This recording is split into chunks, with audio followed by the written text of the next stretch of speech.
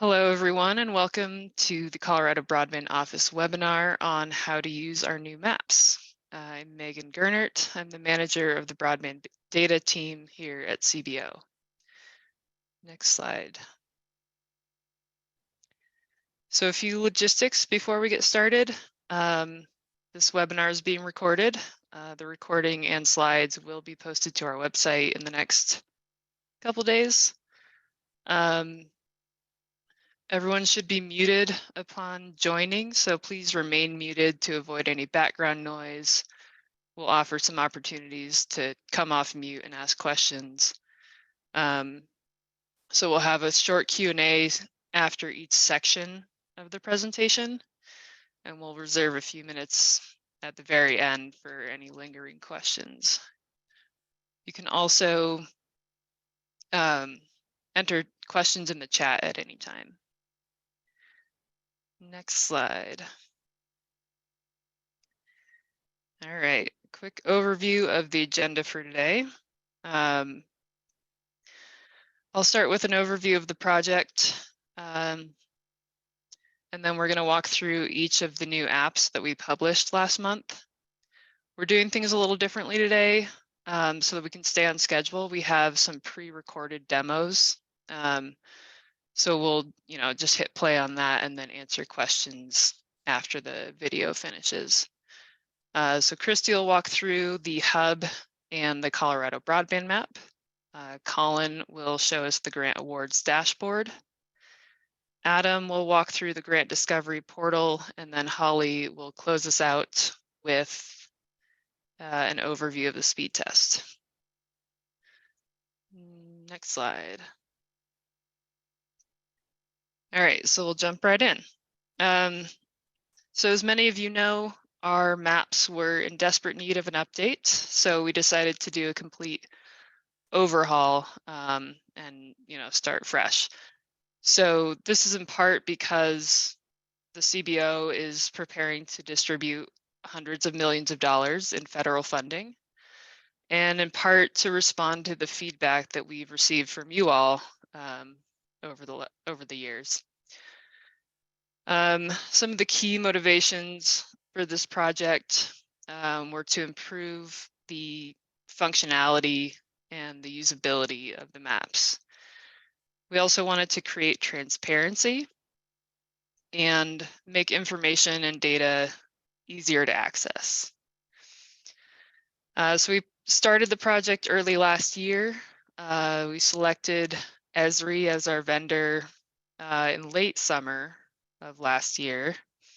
And then we went through an extensive discovery and design process to figure out the best configuration of applications that would meet our needs and our stakeholder needs. The result is all the applications you're going to see today, which we launched last month, February 2023.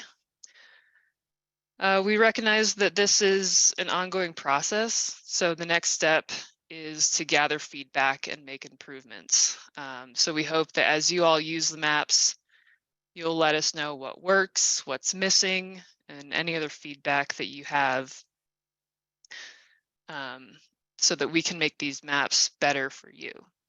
I also want to make a quick note about the data. So when we launched these maps, we didn't publish any new data. What we launched was solely the new interfaces and tools. We decided to use the new FCC data in these maps because it's more current than our latest data set.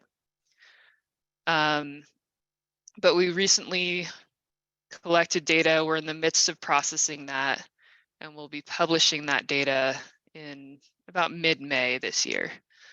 So you'll see that update. Pay attention to our newsletter for when that new data comes out. All right, now I will stop talking and hand it over to Christy to get into the fun stuff. Thanks, Megan. I'm Christy with the CBO Data team, and we're going to get started with a quick walkthrough of the Broadband Mapping Hub. So This hub basically acts as a home page for all of our new maps, applications, and dashboards. And it's laid out in an easy to use way so people can easily find what they're looking for. So we'll jump right in once it loads. So to get started, here along the top, there's a yellow banner. And in this banner, basically this is where we'll put any CBO mapping news, any upcoming events or updates. And as you can see, this needs to be changed after today. So that will be updated as necessary.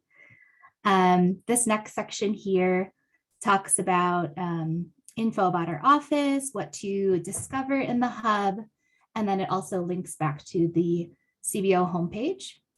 And then there's another link up here to the CBO homepage, an area to find information about our data collection and then FAQs.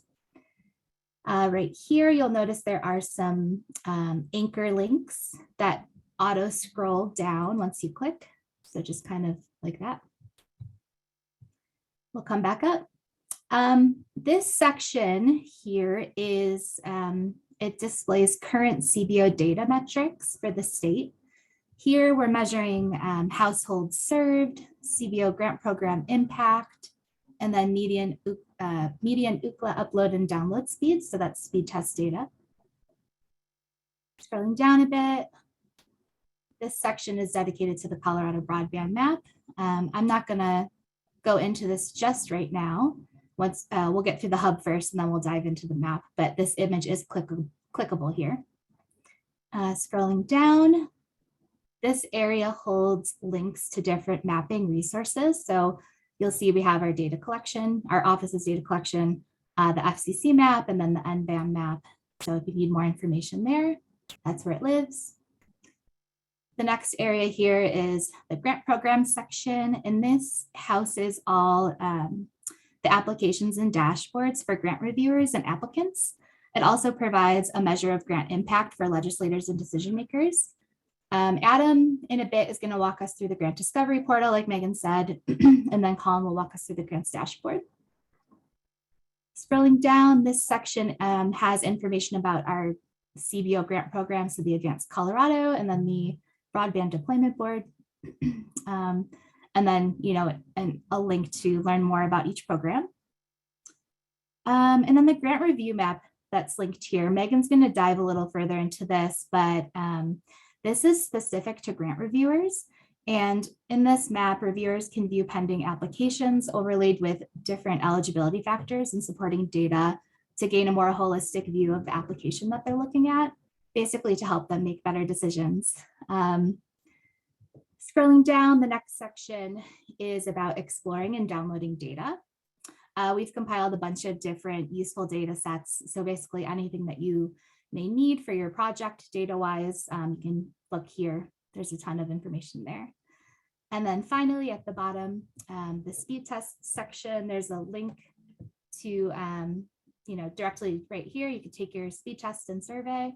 And later in our presentation today, Holly will walk us through that process. So let me head back over here. And next, we're going to open it up for questions to see if anybody has any questions specifically about the Broadband Mapping Hub. And here you can raise your hand or put it in the chat.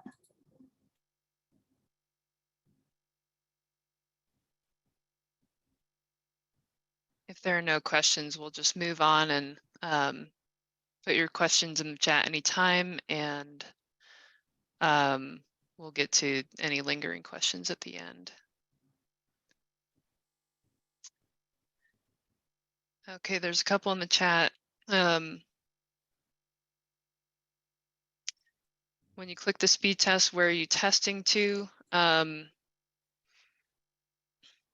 I think we can get into more detail with that in the speed test section, but it's an UCLA speed test, so it uses UCLA servers and determines which one is closest to you. Another question for the Capital Projects Fund, the FCC data will be the source of eligibility. And yes, that is that's the base data for the eligibility, and then there's also a few other factors that will go into that. Map will be updated twice a year.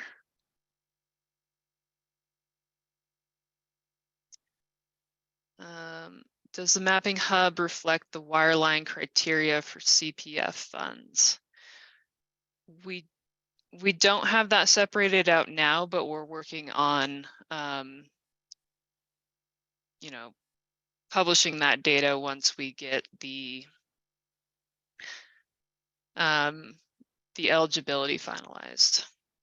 Oh man, you guys are just sending tons of questions. Some of these CPF questions I'm probably going to have to take offline, and we can send a follow-up email. And some of them I think will get answered throughout the presentation. So I'm thinking, Christy, we can move on to the broadband map demonstration. And yeah, just if there are, more questions, just keep putting them in the chat and we'll get to them either now or with follow-up. Okay, so moving on. Now we're going to look at the Colorado broadband map. And like Megan said, we recorded some videos. So we're going to hit play on this and we will learn about this.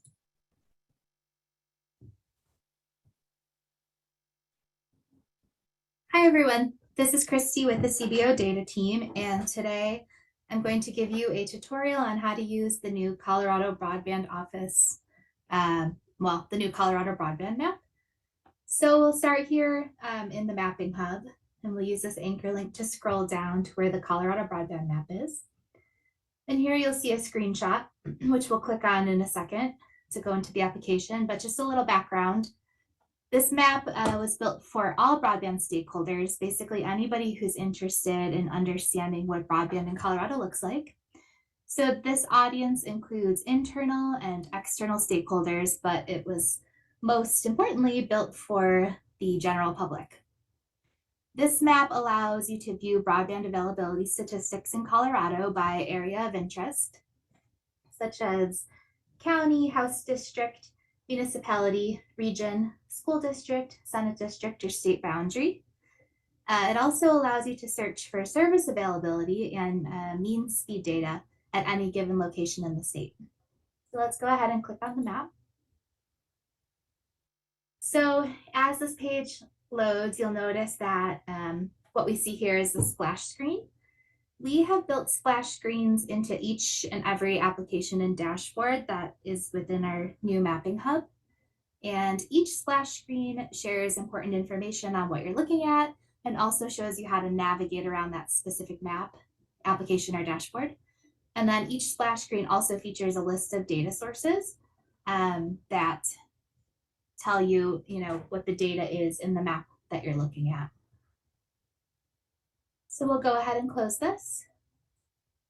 So to get started here, we have our header at the top with the title of our map, the Colorado Broadband Map. And here you'll find, if you click on this little eye in the corner, it just brings you back to the splash screen if you needed more information on that.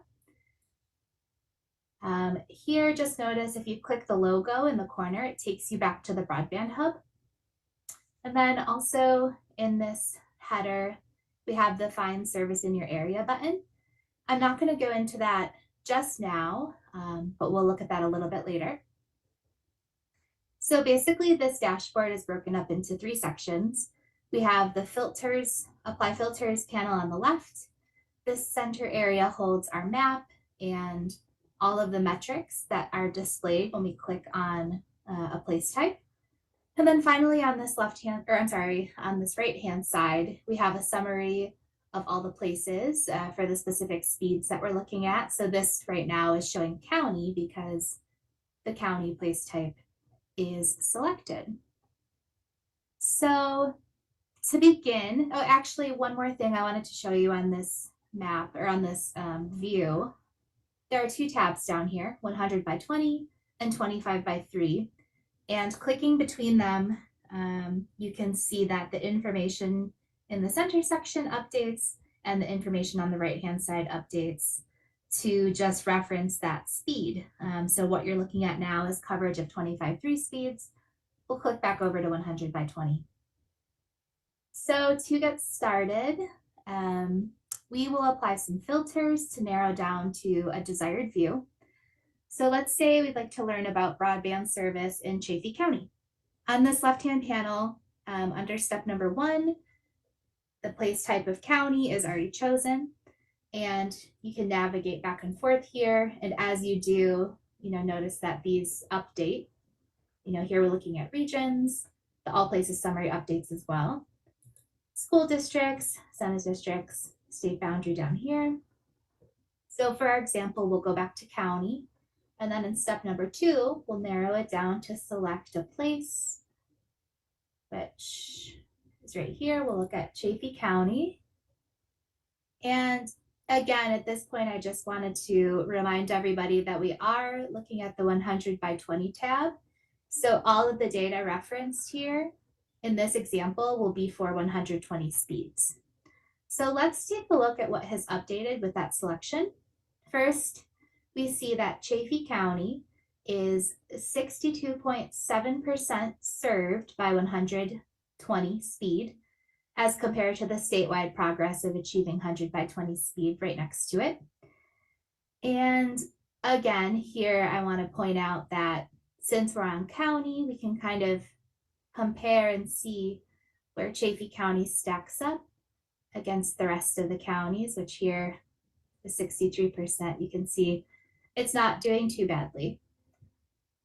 And next, we'll look at the map here. And as you can tell with that selection, it zoomed into Chaffee County. I want to point out the legend here. Clicking this gives you some context as far as what the colors in the map mean. We'll click out of that. Next, if we click on the county directly, we get a little bit of information. It shows you what the 100/20 percentage is, which of course is up here as well. It shows us what the 25/3 percentage looks like without having to click over to this other tab. And it also tells you that there is one grant within this place that we selected. So within this county, there has been one awarded grant. And for more information about that grant, we can visit the grants dashboard, but we are not going to do that right now. So I'll just close out of this. And then over here, we notice that the gauges have updated. These gauges show median Ookla upload and download speeds for this county. So this is speed test data. And let's see. So again, to kind of, without clicking and going into the table that popped up, we can click on this tab and it easily updates to show the percentage of 25/3 coverage in this area. So you can see that Chaffee County is pretty well covered with 25/3 service. And again, clicking here, same pop-up. Okay, so in order to, toggle between this or kind of moving to look at a different place type, in order to reset our filters, we can come down here to this blue circle and click reset. And then as you can see, there is no selection. So everything is ready to go. I did want to show you one other thing on here. Clicking on region, and we'll just go to region 10. As you can see, all of these, various things updated as I just went over before. There's 22 grants here. The one thing that I wanted to show you that didn't populate over here, the Ookla speed test data, the box says, no data, please choose another place or type, or place or place type. And the reason that this populates in this way is because Ookla only aggregates their data to the municipal, county, and state levels. And so because of that, these boxes here don't populate when a place type is selected that is outside of the municipal, county, or state level selections. So we just don't have data for the region level here for Ookla speed test. So that is pretty much all I wanted to share on the Colorado Broadband Map.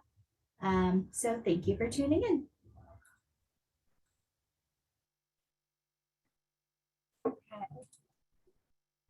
So that is an overview. Hi, everyone. Oh, this is Christy with the CBO. Sorry. There we go. Oh, goodness. Hi, everyone. This is Christy with the CBO. Sorry, guys. Okay, are there any questions on the Colorado Broadband Map portion that we can quickly answer before we move on? Christy, there's one in the chat. Is there a way to look at unincorporated areas in a community? When I look at my community, it shows data for the municipalities, but the unincorporated areas are blank.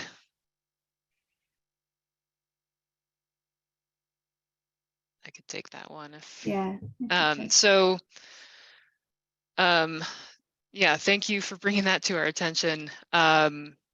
We focused on getting the metrics for, you know, the whole county and then various municipalities within.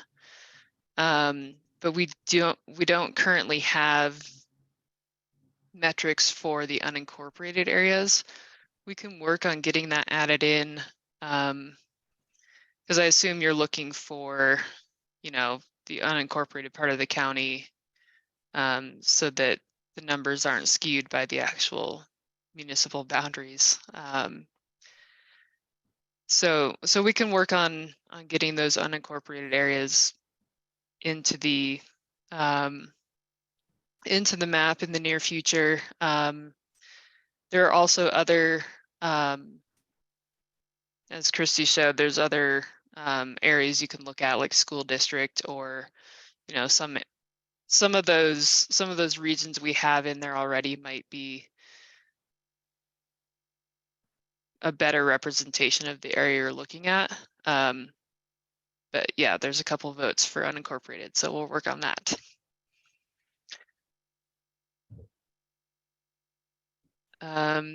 What data set did you use to come up with percentage served? For the metrics in here now, we are using the FCC data set current as of June 30, 2022.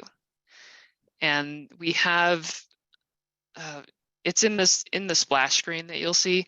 Right now it's the data set downloaded December of 2022. And I know they've been updating that pretty regularly. But we haven't been downloading every single update because it's still current as of June 30th. Okay, that's all I see. Yeah, if we're ready to move on, I'll move on to this next video here, which this is the Find Service in Your Area button that I did not go over in the last video. So this is how you do that.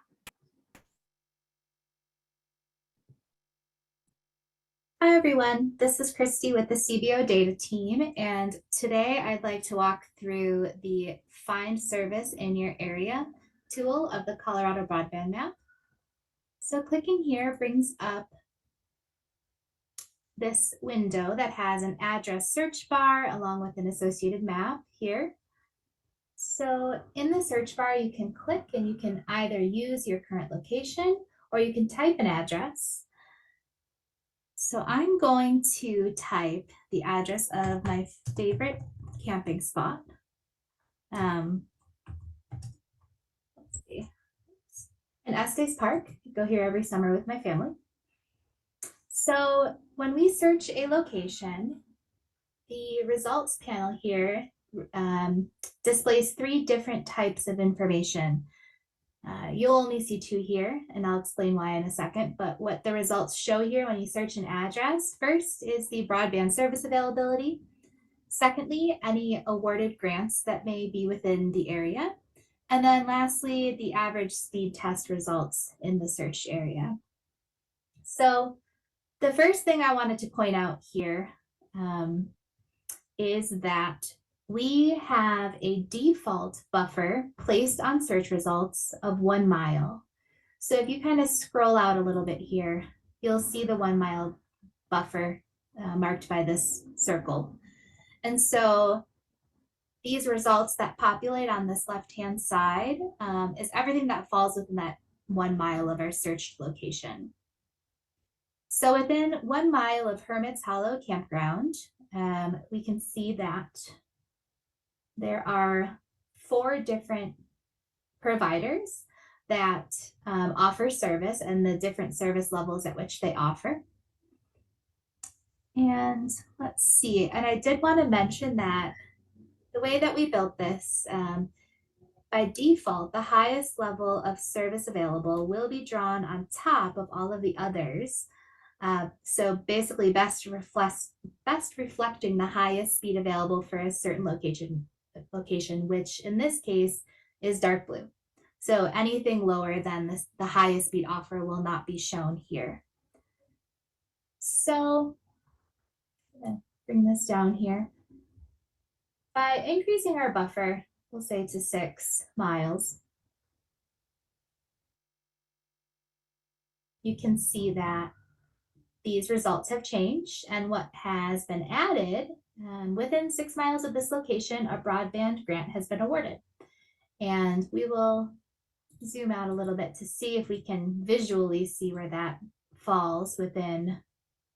It's kind of hard to see here, but I do know that it's down here. So within that buffer, this grant was awarded, and you can see it was awarded in 2019. It shows the start date and the completion date, as well as the amount of money that was given out, and then the status. So that is very useful information. Let's see, another thing I kind of wanted to point out here is the Ookla Fixed Network Performance tab. So when you expand that, it shows you a bunch of speed test data for this area, so you can kind of get an idea of what speeds are actually occurring on the ground. Another thing I wanted to show you in this search service availability tool is the filter option. So if you come up here and click on this filter, you're able to choose a coverage type. And here, say I wanted to see who offers copper, or I'm sorry, not copper, who offers fiber within this 6 mile radius of this campground. So I can click on that, close this window, and then you can see by expanding this that these 4 internet service providers offer fiber somewhere within this 6 mile radius. So, and then in order to clear out the filter, we can just kind of go back in here, click reset filter, and close the screen. And that's pretty much everything I wanted to point out here. Again, this portion of the Colorado Broadband Map is a really great tool for anybody who's looking to discover which services are available to them, what speed test data shows for their area, along with which grants have been awarded and their build-out statuses. It's a really great tool to inform citizens on what the broadband landscape looks like for their neighborhood and for their home. That's all I have for you guys today. Thank you so much.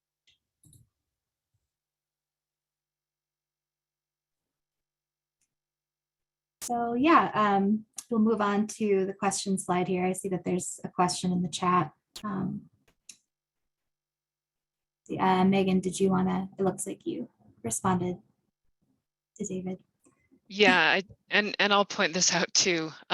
So David asks, can you explain why CenturyLink shows advertising 110 but is tagged as underserved 25.3? Oh, and I may have over explained that. So because the breakpoints are 25.3 and 120. So since that 10 upload speed is below 20, that's why it gets lumped in that underserved bucket. There's also an issue with, there's certain providers like CenturyLink who have combinations that like 80/40, 80 download, 40 upload, which is still under, even though one of the speeds is above 120, the other speed is below. So it still gets categorized in that underserved bucket. Right. I guess the thing is when I see it say underserved and we're looking for grant potential, that looks like an underserved area. But you're saying they met the qualifications that it's no longer underserved because somebody does offer 25/30. So it comes across a little ambiguous. Okay. Yeah, so we're using unserved. We use that term to describe anything that's under 25/3. And then underserved is anything that's between 25/3 and 120. So there are some grant programs where you can get funding for that underserved bucket, and there are some grant programs where you can only get funding for that unserved bucket. Okay, so you're Does that referencing make the new sense? federal programs, not the Yeah. FCC definition of broadband, like the okay. Yeah. Yeah, there's a lot of terminology that we're adjusting to with all the federal guidelines. Go ahead, Diane. Oh, Just want to make a quick question or comment. So my understanding is the maps that you're showing are terrestrial, which means that includes both wireless and wireline services. The capital yes. projects funding defines eligible locations as those that are determined unserved or underserved based upon wireline only services. And so I think that's a really important part that we need to make sure is clear on how we download the data that shows wireline only service availability. And I guess if that's what you're using as the FCC data has both wireless and wireline. You can't determine a distinction between the two services. So it's going to create a lot of confusion if we don't get it straight before the grant deadlines. Yeah. Yeah, I understand your concern. I think what we can do is the map that Adam will be showing later, that's sort of our most flexible map that we'll be adding and removing layers from as different grant programs come in and out. So I think, you know, our vision is to have some of those eligibility layers, like specific to a grant program, added to that map once we have those layers available. So we're still, I think we're waiting. I'll have to check with our advance programs team on when we're planning to publish that map of eligible locations for CPF. But the, I'm sorry, I lost my train of thought. But yeah, we will add that to that grant discovery portal when we have that data ready to go.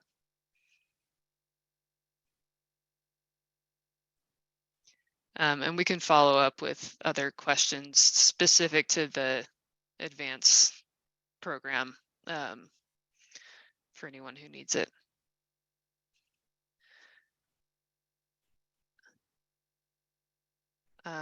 Yeah, and I think I'm going to skip over a lot of the CPF related and deployment board related questions, just because we want to get through the functionality of the map.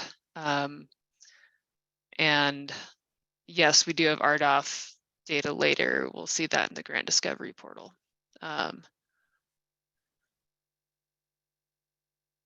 Okay. Is there a legend for the different data points on the map? I think in Colin's video, which is coming up next, he'll point out how you see that legend. So I think to keep on track with time, we should get on to that next video. Yeah, so I'm going to be running through the grant awards dashboard. It's just going to be kind of a navigation, what we're looking at, and then kind of the metrics and graphs that we have available for everyone to use. Roll the video.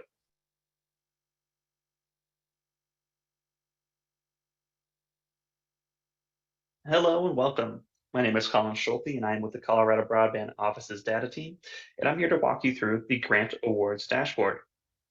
We're going to navigate from the broadbandhub.colorado.gov homepage, and we're going to click on the anchor link here to auto scroll us down to the Grant Award program section. On the right-hand side, you'll see the Grant Awards dashboard, and that is the link we're going to select. Upon clicking that link, you'll be greeted by this splash screen, which gives you some overview information on the Grant Awards dashboard map. You'll see funding information, filter information, our contact information, as well as our data sources.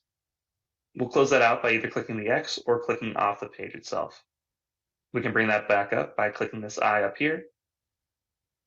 And let's get into some more navigation on the site. So on the top here, you'll see the title, and this is the one that we're going to be dealing with today, is a Grant Awards dashboard. We can go back to the Home Hub page by clicking on this logo on the top left. We have our filters down here, our metrics box up here, which has detailed information, our graphs and charts, which we can go into more of them by clicking over here on these carrots to go left and right. Our table containing the award name, as well as the fund it comes from, the status of it, and more details as you pan over. And this map wouldn't be a map without, of course, a map. So up here in the top right, we have an interactive map, which you can zoom, scroll, pan, or click on different areas to bring up more detailed information. There are multiple layers on top of this map here. And just to show you that, we have this layer button here in the top right. And you can turn off these top level layers by turning off and on by clicking these eyes. If you want to go into more specific ones, you can go here and look at the different options available. If something's grayed out, that typically means that it is invisible at the current scale. So if you were zoomed in closer, you would get the option to turn that layer on and off. If you scroll in too far or you get a little lost on the map, you can always hit the home page here, and that'll bring you back to the default view that was on the page at the start. We're going to resize this a little bit so it looks a little neater for myself. And let's get into the filters. So say we want to filter by selecting the High Cost Support Mechanism Fund, the State Local Fiscal Recovery Fund. Let's click on the State and Local Fiscal Recovery Fund, and let's go and select by a year, perhaps. And since I know that there's no data in 2019, I just want to show you what this view is going to look like if nothing pops up. And you'll see a bunch of information is going to be populated here, and it's just going to come back with no data. Now, I'm going to hit the reset button here, but you could also select another year where it does have data, or multiple years where there's that data available. And we can also reset from this option here too. But I'm going to reset everything, and that'll clear out this selected fund option here as well, and reset the view. You can also select by the application number itself. So if you know the specific number that you're looking for, you could go through here and select that specifically. We also have the place type. So if you're trying to look up some information based on the region or a school district or a Senate district, we have the option to do that. And you can select even more detailed or specific counties here by selecting from the drop-down menu.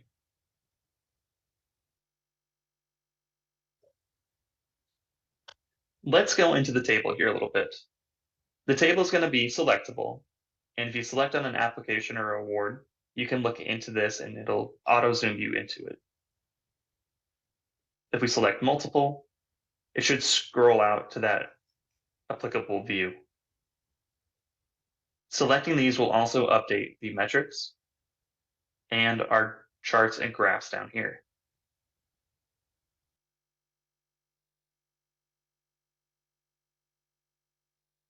If you want more detailed numbers, you are able to hover over the bars and you'll see the exact amount awarded. So you can see that this one has a grant funds awarded of 2.9 million between the two.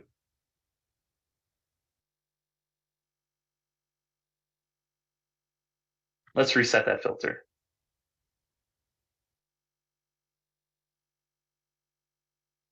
And that covers a lot of the functionality in the Grant Awards dashboard.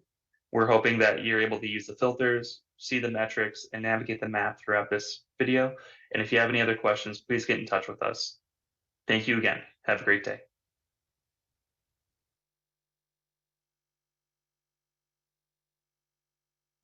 Yeah, happy to open the floor to any questions. Sorry, I didn't cover the legend key, but it's in between the layers and that homepage view on the map screen. You can see that and it'll drop down. I think Adam does cover it.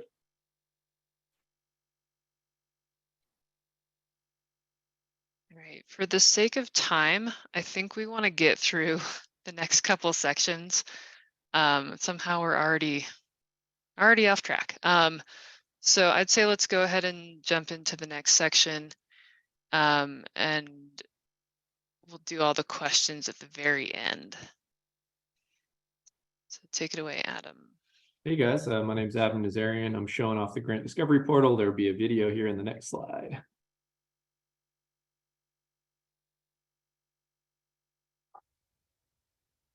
Hi guys, my name is Adam Nazarian and I'm going to be showing you the grant discovery portal. Like all of our apps here, up in the top left corner, if you click on the logo, it'll take you back to the Broadband Hub. We have this I button here that gives you information, and you can read about the data sources or instructions for GIS data upload, which I'll get into later.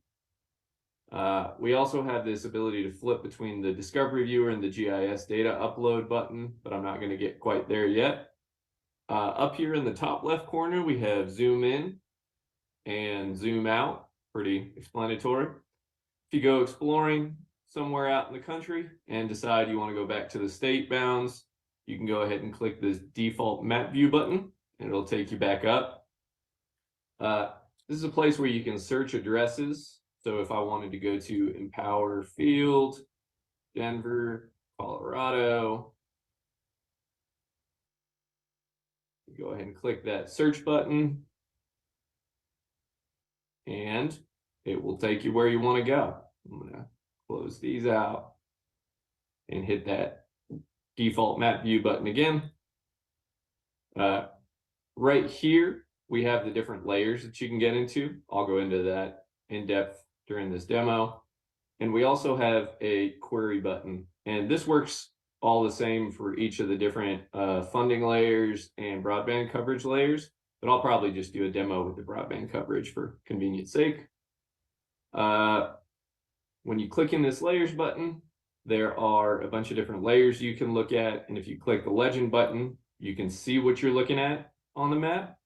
I'm going to go ahead and make this simple and turn off coverage, broadband need indicators. Right now, as you can see by these eyes here, all I have on are grant layers. And these are for the Broadband Deployment Board grants. They're all from the same data set. They're just put into different layers by their status. So these are grants that's been awarded. These are grant applications that are currently being applied for. And these are grants not awarded. Because they're all from the same data source, I'm just going to look at the grant awards and close these off with the hide layer button. So if I zoom in on a grant, if you get real close in, let's expand this here, the expand caret right there. When you zoom out, you can see that at certain zoom levels, the award points go gray, which says invisible at current scale. But if you get closer in, you'll start to see dots here. So these layers have a points and buffer layer, and the buffer layer actually contains slightly more data. So if you want to zoom out a little bit until the awards buffer is visible, you'll be able to see that. Let's turn off points. We can see that we can just click a polygon here. And there's kind of supporting information here on the grants. I'm going to go ahead and turn off this grant award layer and start looking at broadband coverage. And what we have here is a kind of a picture that accelerates being able to load the map. We have the legend, which is contained in there. We have a layer that you can query by clicking. So if you go ahead and just click, you can see you get the coverages of different providers. These are 0.6 mile coverages. They're publicly available from the feds, so it's kind of publicly available data. We just put it in a usable format. Yeah, you can cycle through the different people that are in that hex. Right here, you can see broadband serviceable locations are currently invisible at this scale. If you go ahead and zoom in, you can get a more granular look. Can't query this layer really, so if you click, nothing's really going to happen. It's kind of just a picture, but you can get a better feel for what coverages actually look like on the ground based on the individual points there. Going to go ahead and turn that off. Now we have the federal funding layer. This has quite a bit of data. We go through these one by one, so I'm going to make these invisible. Deployed federal funding is just the data from the USAC hub on which properties have been built out with federal funding.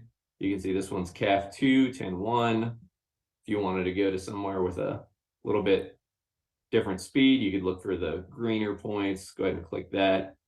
That's Eastern Slope. It comes from ACAM, and it's a gig by 500 megs. Go ahead and turn that off. Then we have USDA Reconnect Awards. These are currently up to date. If you click, you'll just get the provider name. The next thing we have is the CAF 2 auction winners. Same thing, you can click and get a little bit of information there. The last thing that we have here is RDOF funding. And this has been currently updated for people who have defaulted. So if more people default in the future, we'll go ahead and make sure we pull these polygons as well. But if you go ahead and click here, you can see who has won those. I'm going to close that out and make that smaller. The last thing that we have here is broadband need indicators. And that's just some general supporting information on the tracks that you're clicking.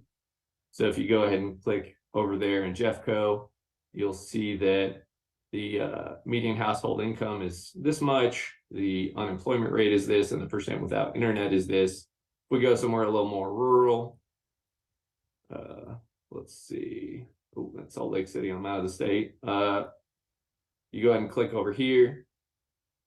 You can see median income's a little bit lower, a little bit more unemployment, and more folks without internet.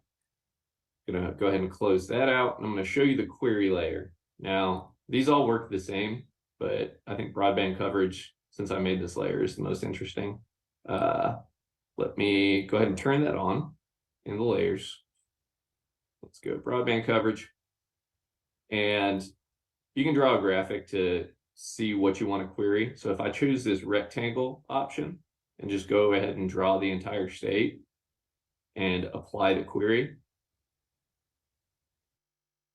it essentially will give me a list of all the providers. Now, if I wanted to digest this in a better format, I could export all of those to a CSV if I was just interested in like who was there, or a GeoJSON. I believe that's a geospatial file. So you might be able to pull this into QGIS or ArcGIS or whatever mapping software you might use. Yeah, if you were interested in like a blob of, red points here, you could do the same. Let me reset that. And I'm going to draw a polygon this time right there. So one, go ahead and double click to close this up, and we can query who that is there. That is CenturyLink. Cool. If you go back, reset that. You could do this with Reconnect Awards, all the different layers. Yeah, that kind of concludes the functionality of this particular app. Let's move on to the GIS data upload form. Go ahead and click here. And this is going to be a way that folks can submit grant application data to us. You can choose which fund you're applying for. So I'm going to say I'm applying for the Broadband Deployment Board. Let's say we're doing grant cycle summer 2023. Just going to fill this out with filler information. Okay. Oh, I goofed that. So it's going to want that and that. Now you can choose what day you're submitting. I don't know why you would really want to change this, but you have the option to. You can choose two different ways to do this. There is submit zip GIS data, and that's going to be for kind of more advanced users who, have a complicated outline to their project. But if you had a simple thing that you knew how to draw around, you could just draw a project outline here. I'm going to go ahead and demo this because it's a little more intuitive. You can see here, you get a map. If you click this large map button, that comes up. Let's say I wanted to apply for a grant for these houses here. Zoom out.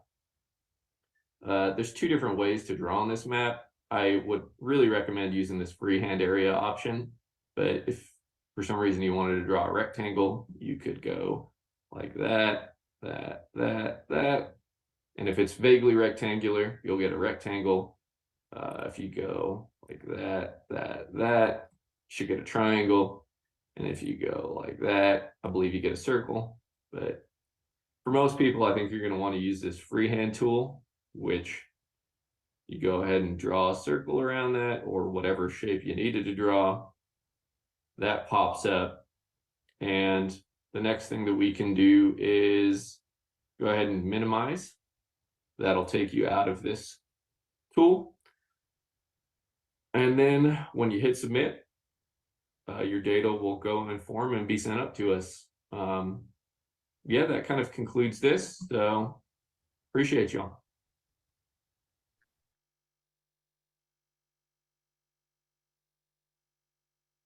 Okay, I think we're going to jump right into Holly's overview of the speed test.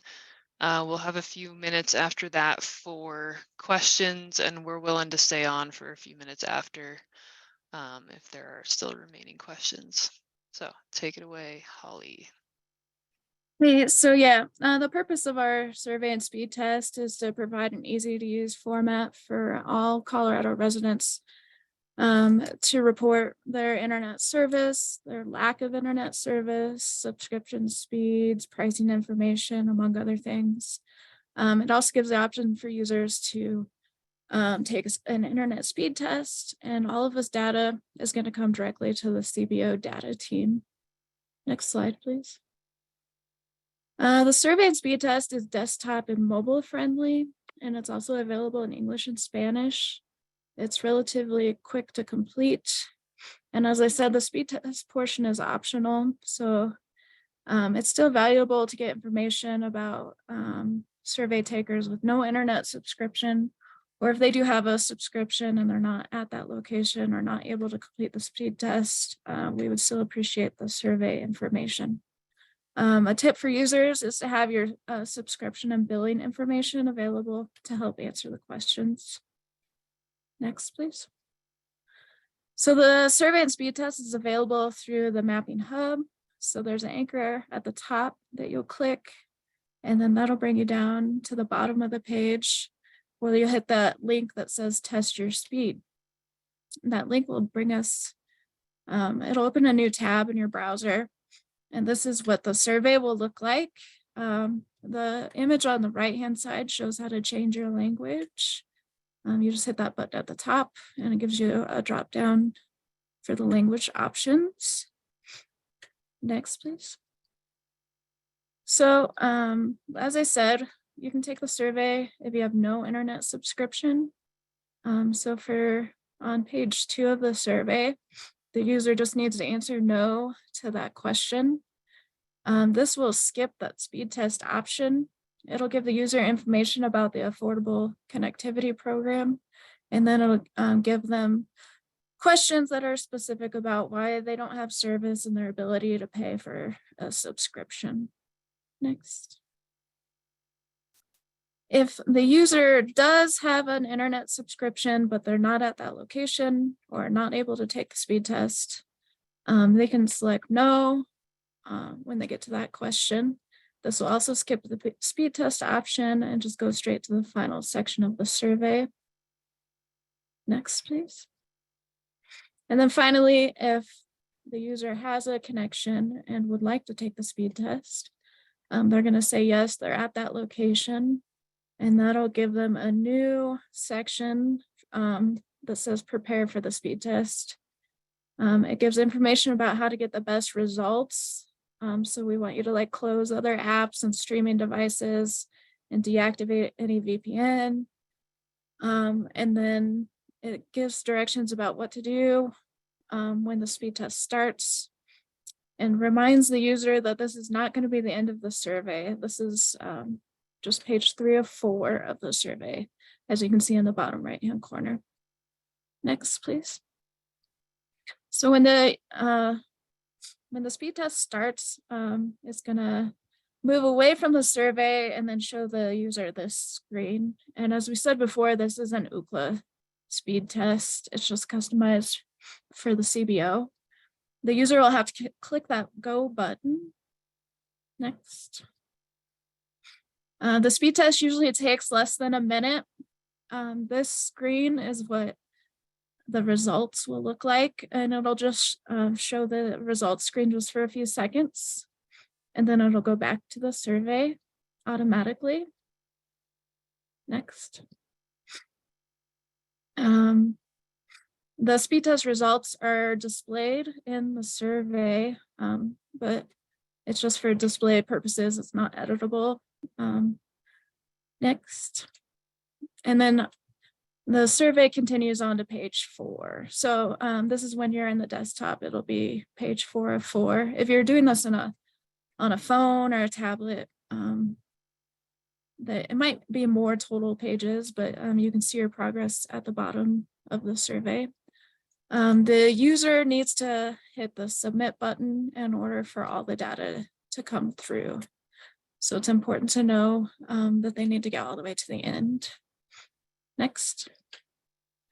We ask that you please contact the CBO data team so you can request survey results for your communities, give us survey feedback, or report any issues with the survey or speed test. Also, if you're interested, the survey code is available in a public repository on GitHub, and that URL is going to be on the next slide. And that's it. Awesome. Thank you, Holly. So I know we are running up on the end of the hour. As I said, we're willing to stick around and answer questions. These slides will be shared, so these will be all the links for you to reference. And I see there's a couple questions in the chat. I wanted to, for folks who aren't monitoring the chat, there's a question about the form that Adam showed for data submission. That is solely for grant application data. So if you're applying for a grant and need to submit associated data, that's the form you would use. It's not for the data cycle submission of coverage data. That's still being conducted through email for the time being. Another question, and feel free to raise your hand if you want to come off mute and ask questions. So there's one that says, with the grant experience, is there a way to export the individual addresses and their coverage? No, we don't have that ability because of the data privacy and agreements to access that data. So we cannot publish the location information. We can only do an aggregate. Will the speed test data be publicly available as a point data set similar to speed test data published in North Carolina? We don't plan to publish the statewide data set. We're working on ways to respond to individual requests from communities. So, so if your community is doing a feasibility study or something like that, email us and we can get you results from a certain time period. Maybe you're promoting the survey for a couple months and you want to get the results from that time.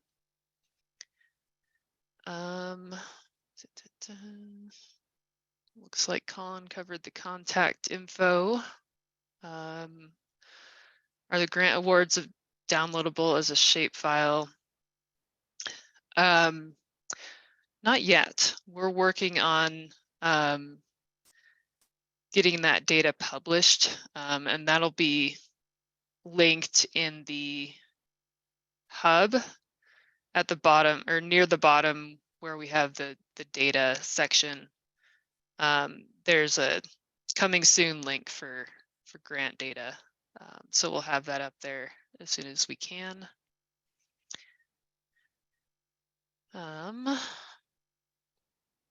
Will the CPF maps show eligible locations?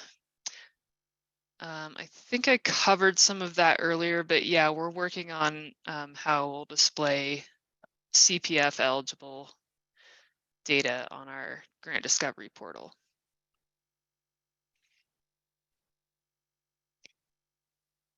And we will be updating our Colorado data in May of this year to answer the when will data downloads be updated question. Man, I feel like I'm just talking to myself with this chat.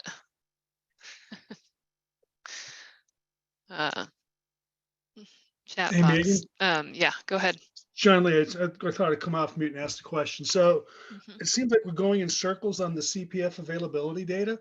mhm. I'm trying to figure out what the timing, if providers are on a 30-day clock to challenge the data, but the data is not available for us to download, what are we supposed to do? Yeah, so the first phase of the CPF challenge is to basically have you all confirm that the FCC map or the FCC data is up to date and correct. So any areas of concern that you see in the FCC data, we want you to be submitting those challenges to the FCC and forwarding it to the advanced programs team. So that's the process for now. I think we're working with our vendor to see if there's any way we can create a little bit more transparency there. But yeah, it is a short timeline, and we're just trying to make sure that we keep to the timeline so we can get that grant application window open in time to actually disperse the funding. But I'll follow up with the programs team and see if there's anything else we can, any other information we can provide to you all on that eligibility data.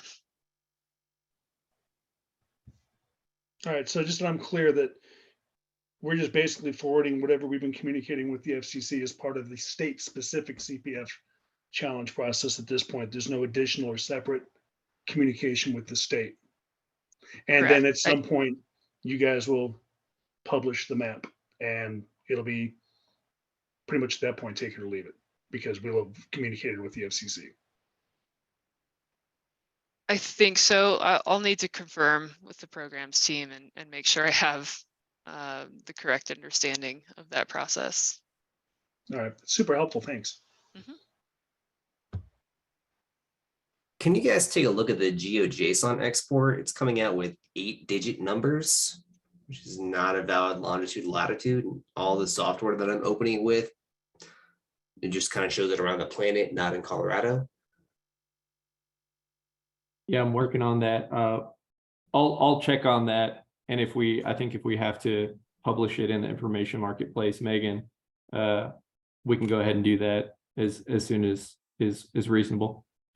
Mm-hmm. Okay. Yeah, and on that point too, we're working on making more of this data or publishing more of this data. So as we get those products developed and put together, we'll make sure that they're available on that hub page. But yeah, we'll look into the GeoJSON specifics. If you guys Sorry, have a Nick. recommendation, so essentially we do a lot of geoprocessing. So we are using that to help determine the best areas for grant applications. And if we can't export the data or we're using the old data sets, a lot of that's inaccurate and it doesn't really help us.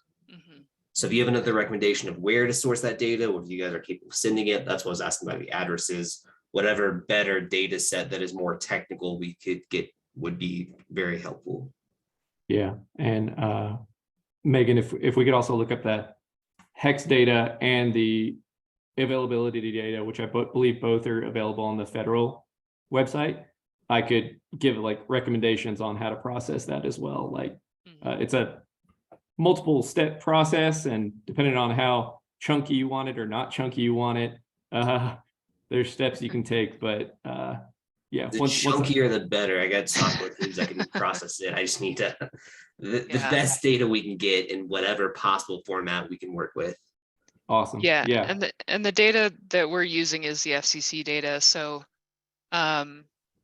if you do have access to the Fabric, you can join the raw FCC data to the Fabric. And then as Adam is alluding to, they also have a hexagon code in the raw FCC data, and they publish that hexagon shapefile as well. So Okay. yeah, we can put some of that information in the follow-up email. So this round, when you guys update your mapping, are you going to use the FCC data or are you going to blend that with the data provided by carriers? The data we publish in May, so we'll publish data in May, update the maps. That will be the data that we collected from carriers, and will also be, if there are gaps in that data, we'll lean on the FCC data to fill those gaps. Okay, so new things that popped up this round, like T-Mobile's got 10 meg coverage to a lot of spots. That's only on the FCC maps. It wasn't reported to Colorado, but we should expect that to continue being provided by the FCC. Yes. Yeah, I think I understand the question right, and I think the answer is yes.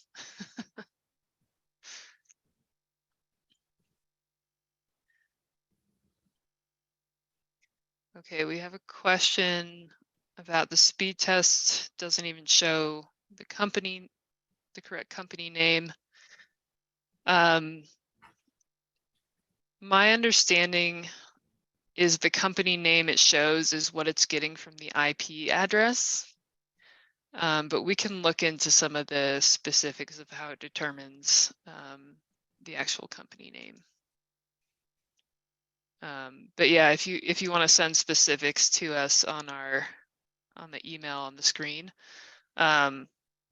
we can look into it a little bit more thoroughly. It's based on your IP registrations with ARIN or with ARIN. Oh, So whomever owns the IP address is what databases that Ookla and everyone use to process it. okay, thanks.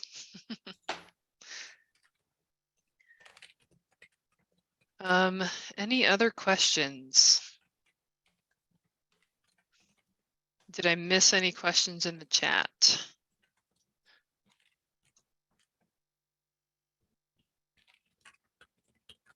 I don't believe so. Just some CPF ones that we are going to have to respond to offline, as you mentioned. Okay. Yeah, we'll take this, we'll take the chat and see what we missed and send a follow-up email in the next couple days with the recording and slides. So if there are no further questions, I think we can sign off. Thank you all for attending, and sorry for going over by a few minutes.